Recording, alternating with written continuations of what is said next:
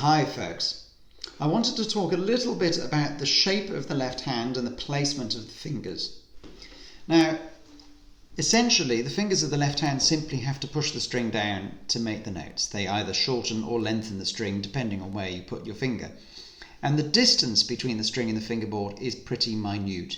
So we don't have to push the finger down very far. Therefore, it's not a question of brute strength. It's a question of being supple and relaxed and flexible. Now, in order to do that, we need to make sure that the shape of the fingers on the instrument is conducive to a nice relaxed execution. So if we have, for example, a very flat fourth finger, it's very hard to put that finger down repeatedly without there being a degree of tension. Similarly, if the hand is too collapsed onto the neck of the violin like this, then it's very difficult to reach some of the higher notes or to change position because, of course, the hand is in the way.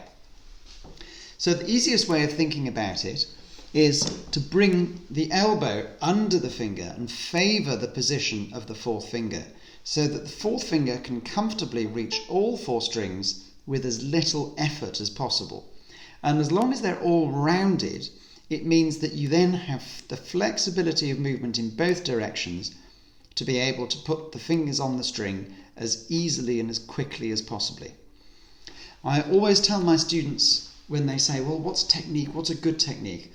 Well, a good technique is the ability to execute what you want to say musically with as little effort as possible. You don't need strength, you don't need great efforts to play a string instrument. You need focus and concentration, but you don't need strength. And so if you can comfortably put your fingers down with as little effort as possible, then it means you can move them fast and you can play a whole piece, a whole concerto, without the hand getting too tired. If there's too much effort involved because the finger is straight or the angles aren't great, then there's a great deal more effort in order to get the same result. So remember, shape, relaxation, and suppleness are the important things when it comes to left hand technique.